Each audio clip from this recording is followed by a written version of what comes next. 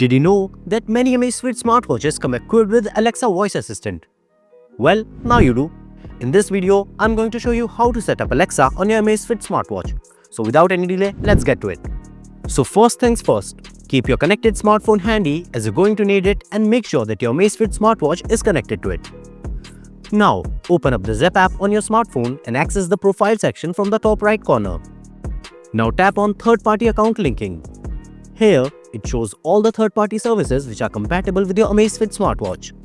Go ahead and select Amazon Alexa and tap on Agree to allow the location and voice permissions to Alexa.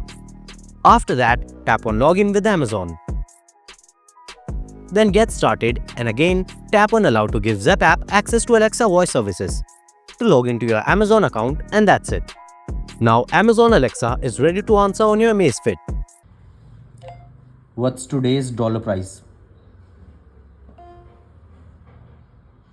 One United States dollar is 84 Indian rupees and 43 paise.